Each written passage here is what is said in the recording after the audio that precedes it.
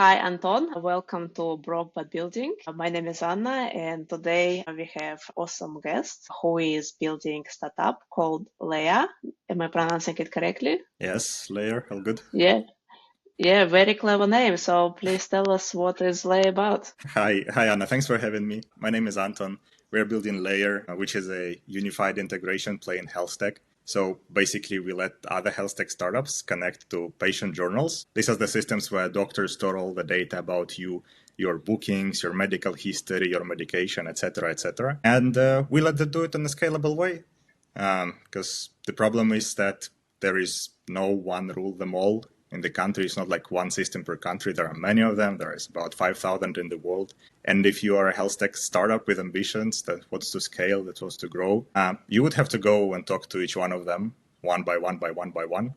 Instead, we learned how all of them work, and we built a unified API to connect to all of them. So you connect to us once, and you tell us, I want to book an appointment at this clinic and this is that system. And for that patient, I want to have another system. And for another patient, I want to have the third system. And we know how to map the data behind the scenes. So for you, it all looks like one nice interface to talk to thousands of those systems. Nice. And how long have you been building it? It's about 2.5 years now. Very amazing. Please tell me, how did you come up with this idea? Did you have like any personal problem? Yeah, I myself come from a doctor family, but that is passed down by a maternity line. So if I were born a girl, I would become a doctor. But well, here I am. So that's how I'm paying my blood debt. I'm building Healthtech, and I always wanted to build something on my own. 9 years ago, I participated in Imagine Cup in Poland, trying to build Healthtech startup. My first ever startup. It was a bit naive to try to change health tech at the age of 21, so it was a bit too early. But with Leyr, the opportunity appeared 3 years ago. I learned about Antler, a startup accelerator, a global startup accelerator. I think they are all like present globally in the world now. We were looking for next cohort of founders, and I really liked that idea. I wanted to try out. So I joined Antler in Norway. I'm based in Norway. Went through those nice 4 weeks of boot camp, and then met my co-founder there. And that's how Leyr started. Amazing. And how did you find your co-founder in terms of why did you choose your co-founder? Yeah, it's definitely like a intersection of interest and personalia. Building startup together is like a marriage, as they say. So you have to match on so many different levels, personally, but also, of course, on the problem vision, on the product that you are building together. So what was special about us is that it was the first cohort that Antler was doing cross-Nordic cohort. So I'm actually based in Norway. My co-founder, she's based in Sweden. Her name is Helena Holma. She was a former practicing medical doctor, worked for 10 years as a specialist in internal medicine. Then she switched to another health tech startup called Radically Improve Healthcare. And that's what she was trying to do there. And she has experienced problems with those health tech integrations and talking to those systems, to patient journals, both as a doctor and as a startup. And she got very passionate about it. She brought the problem on the table. And I really liked it. I wanted to solve it because my background comes from fintech and open banking. And I was solving exactly the same problem, but in a different geography, So it was pretty obvious. As we say, she had a problem, I had a solution. And that's how it all started. Amazing. Sounds like a match in heaven. Yeah. And that's really nice to find someone with complementary skills as well, right? I just judge for myself. To me, the perfect co-founder is someone that you're matching in a friendship level, because it is like a marriage. You're going to spend lots of days with this person, years probably, but also it should be complementary skills, so you don't have any blind spots, and investors absolutely love it when everything is covered. Yeah. And what was your journey after the Antler? So, we started working on Leyr already during our days at Antler. So we sort of knew that we are going to build it anyway. If we get an investment from Antler or not, jumping a little bit ahead, we did get it. Yeah, but even if we wouldn't, we would still build this product. We would still build Leyr. Yeah, and after getting the investment, do I even mention all the bureaucracy? Obviously, you have to register. You have to register the company. You have the boring stuff. Also, you start those first step of your journey where you research and try things. We participated in the conferences in the beginning where we found our first leads, where we conducted our first interviews, where we started shaping what has become Leyr after a while. We got an investment from Antler in May 2022. The company was registered in end of June, beginning of July 2022. Then, probably thanks to Helena, who has worked in Healthtech before, I was naive there. she was very pragmatic, and she told immediately, yeah, we won't survive. Healthtech takes time, so we won't survive on that Antler investment. At the same year, we were playing two games at the same time. We were figuring out the product, and we were also raising pre-seed almost immediately after we got we call it inception investment from Antler, registered the company. Summer is a typical period of low activity in Nordics, at least. So we haven't had too much going when it comes to the customers, but we had a lot of things happening when it comes talking to investors and raising our pre-seed round. Nice. So you actually raised your pre-seed pre-product, or did you already build something? I mean, you can call it a proof of concept. We had a proof of concept, but yeah, definitely pre-defined product and definitely pre-revenue. Yeah, we raised pre-seed quite early. Nice. That's amazing. That's really impressive. So how long did it take you to close the round after you closed the round with Antler? Yeah, so we closed pre-seed, was it November 2022? We were preparing during the summer, somewhere mid-end of September, we kicked it off. Both of us, we don't have experience from building our own startup, so we probably did it completely against all the books. So we were open, it was quite a long process, and we were reaching out and trying to gather as many investors as possible. We haven't time boxed it effectively. So it took us 2 months, and then we closed it in November 2022. That's really impressive. Usually it takes around 9 months to close the round, so it looks like you're quite quick. Yes. Okay, now I'm actually surprised, but good job. If you thought it's quite a long time, no, it's in average it takes 9 months. There's some statistic about it. Basically, you should close your round and think about the next one almost immediately. Yeah. So yeah, wow, that you did it before actually proper build MVP. Yeah. That's really cool. And how was it in terms of finance? So once you raised from Antler something, at what stage did you quit your job, and at what stage did you go all in with this startup? So first of all, I did quit my job for Antler. Before that, I was working at Neonomics, which is a fintech, scale up probably. They are past startup phase, I would say now.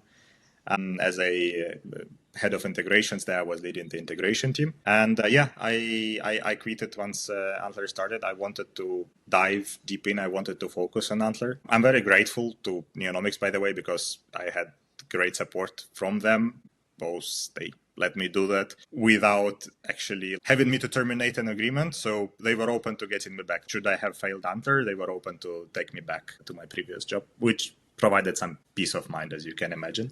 During the Antler program, you had to go down from your product owner salary, which pays quite well, to zero during Antler days. And then also we decided not to pay ourselves salaries in the beginning. So first couple of months we were all bootstrapping, let's say, which brought another fun challenge. The story of how I almost got deported from Norway or went to Norwegian jail because I'm originally from Ukraine, so I was there on my residence permit. Back in the days when I started Antler, I was even on my temporary permit, so I haven't even had my permanent one. And as you can imagine, it happens with all the bureaucracy. So I'm a good lawful person. I called the immigration authorities and I informed them, hey guys, I'm going to build a startup. I have already applied for the permanent residence permit, but I'm still waiting for your decision. Will it have any consequences for me? And they're like, no, it's totally fine. You can go. We are just looking for your past history. So since you have already applied, please go and do. And then somehow a month later, I had to call them again for a different reason. And I mentioned this between the lines. And then the lady from the immigration authority was like, what? No, you cannot absolutely do that. We can actually revoke your current permit if you do that. That's when I had to... Oh, wow. That's when I had to come back to Helena and tell her I might get into problems. Luckily, it was still, so there is a period of time when you lose a job in Norway, even on temporary permit, you have, I don't remember, it's 3 or maybe even 6 months, which they give you to effectively look for a new job. So what has happened in the meantime is we started, and then we employed ourselves and started paying ourselves salaries. And then I just officially informed everybody that, now I'm actually employed again, and that's how. Now you're untouchable. Yes, now I'm untouchable with those regards. And I can only imagine. And once you started paying yourself salaries, Mm. was it the market salary? Was it above the market salary? How do you No. feel about your salary? No, it was obviously very minimum that we needed to survive. Again, because of my situations, while I was waiting for my permanent residence permit, the difference is once you're on permanent, you can actually do well pretty much whatever you want. You don't have to have a permanent job. You can start with your startups, whatever. But until that, I actually there is a minimum requirement on salary, which you have to have if you want to keep your temporary permit. And I can tell like we're talking about being broke, so that's pretty accurate. I was paying myself like 4,100 and pre-tax, which may sound nice for some, but remember we're in Norway, so like you pay Yep. 1.5 thousand tax on that, and then your rent is like 1.2, and then you're left with 1,000 to cover your living expenses or something like that. So how did you survive then on such a small salary plus such an extended period without any pay? Well, first of all, big thanks to my wife who has supported me during those days. It is important to have some support from the family, your parents, your partner. That helps a lot. But also, I don't want to deny it. I obviously had to tap into my savings, so I had some savings from before. I thankfully hadn't taken any debt on top of that, but it's support from the family, from my partner, and savings that I had before. Nice. And when it was limiting moment in your startup journey when you already didn't need to touch your savings? Pre-seed round obviously helped a lot because the whole purpose of that round was to start paying ourselves and also make the first key hires.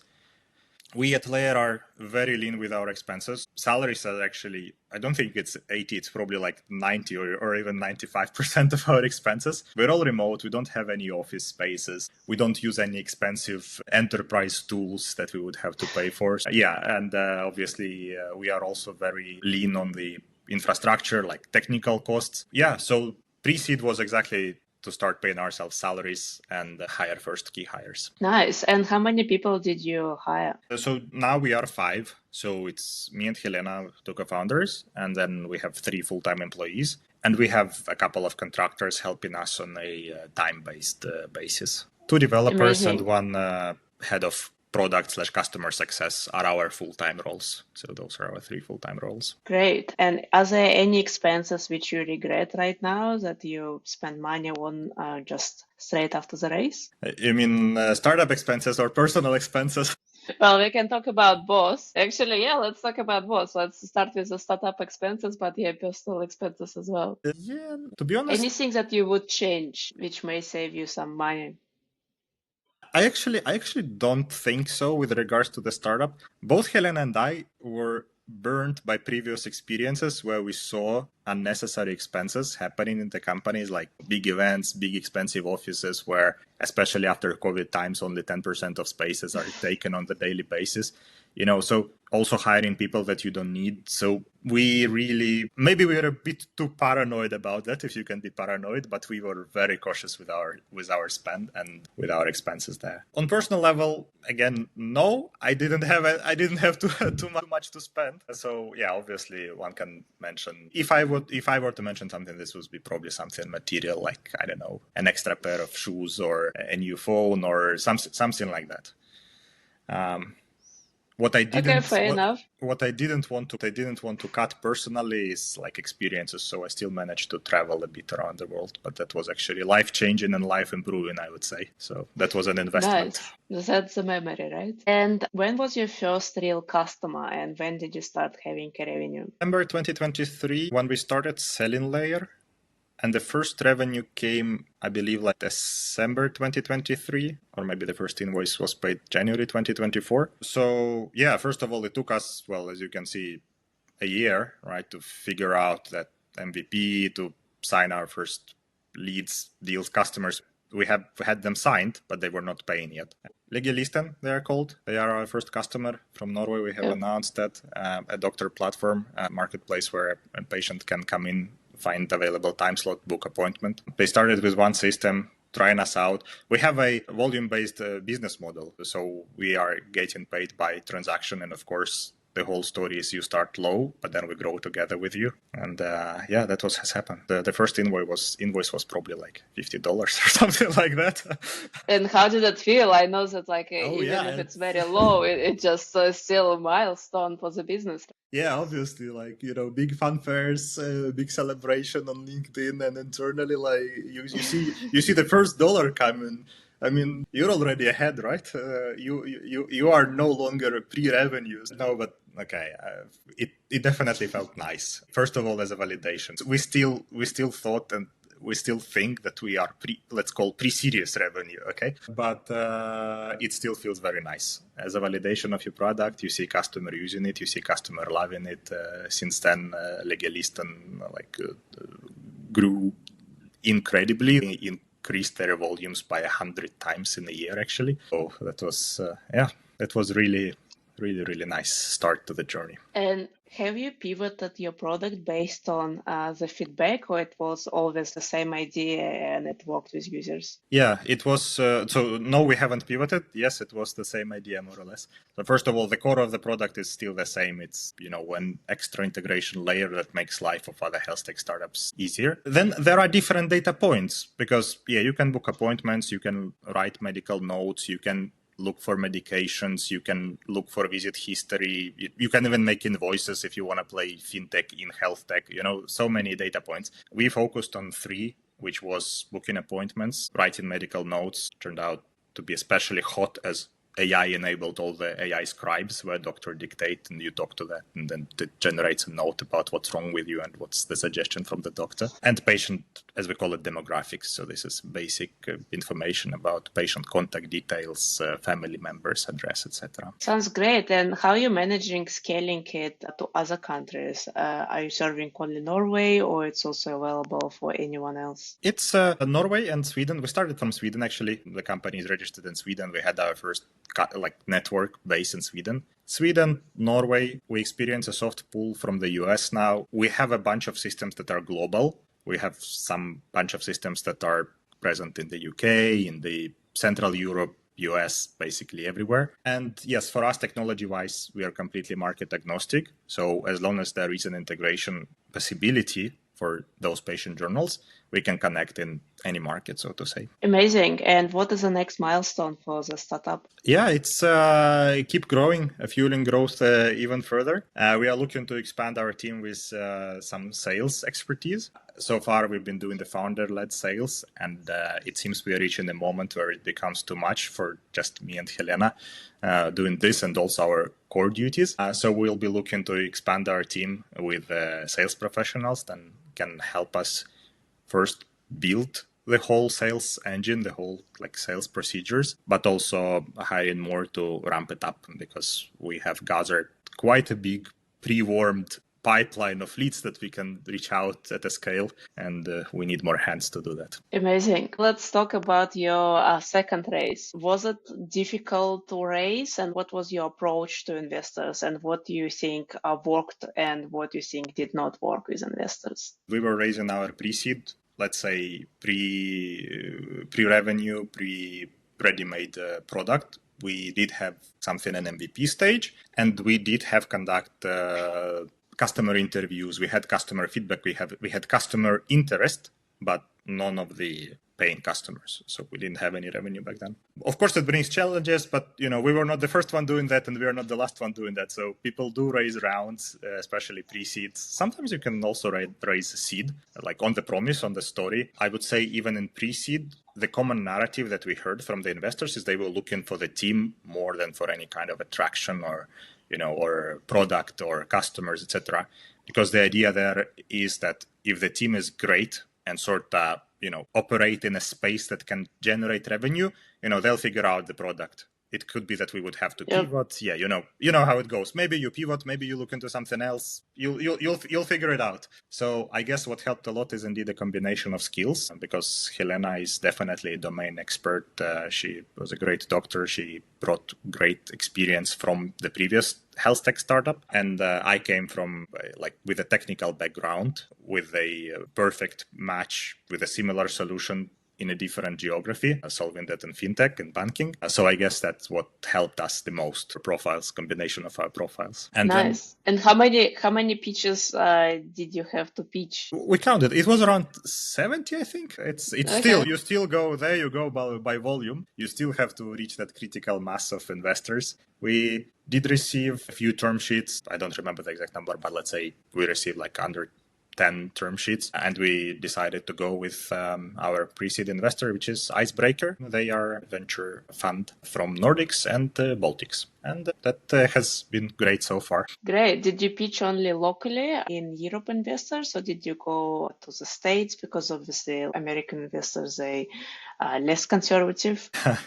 We tried. Yeah, well, no, not sure why. Maybe again because we had our connections, because we had our networks here in Europe. Like we had more deeper conversations with European investors. Amazing. Yeah, that sounds great. And what's your biggest mindset shift about money since you started being involved in a startup? Too many people think that when you're a founder, the money just flows. Yeah, no, I realized that it's a time for sacrifices, especially like financially with your personal finance. So you have to be prepared for that. It's great if you have like, again, a partner, family that can support you. Like I can't give that as an advice. I can't tell you like, hey guys, go and get yourself a wife before you do a startup.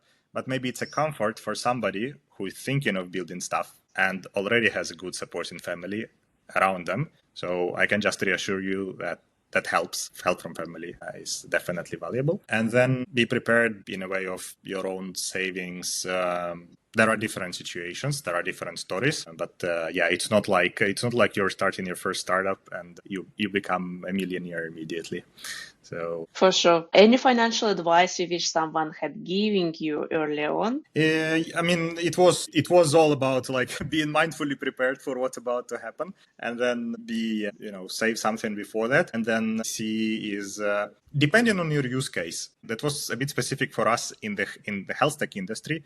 We already understood quite early that things will take time for us. Healthcare pays a lot, but it takes time to realize that revenue. So for us, it was also strategical for personal finances to go for that pre-seed quite early. You have to remember that ideally you as a co-founder, your sole focus should be on the startup, on building that startup, selling, talking to your customers, etc., etc. That's why having something in savings, having planned that next round helps a lot, because obviously not having enough finances puts some mental burden on you, and you think about it. I don't have kids. Helen actually has 2 kids. She had to tap a lot into her savings. I mean, I can't imagine how that is. You must be thinking quite a lot of like, oh my God, will my kids even have something to eat with me building this?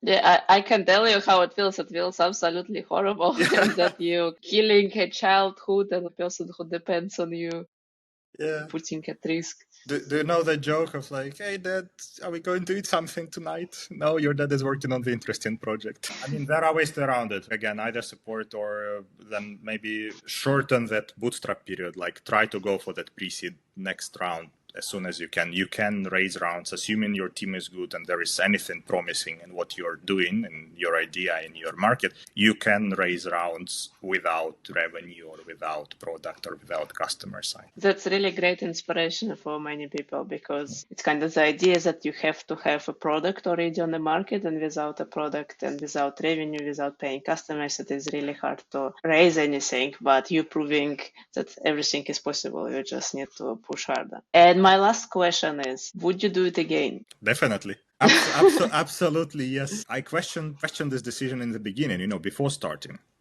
When I was weighing in, you have stable job that pays well. Do you want to sacrifice on everything and just dive into it? And then again, what was very helpful for me is to understand that even if the startup itself does not succeed, this will still be a massive leap forward for me in terms of experience and new skills that I get. It's honestly probably once in your lifetime experience. I'm not sure if it's suitable for everyone. You have to be a little bit crazy to give up on your stable life and try something like building startups from scratch. But for those who are considering that, yes, I would definitely do that again. That was a great experience. That is still great experience because luckily we have survived those 2.5 years with all the hard work that we put there. We keep pushing. Great. Thank you so much, Anton. It was a pleasure to have you and to hear your story and to learn about your startup. Yes, thank you, Anna. Thank you for having me.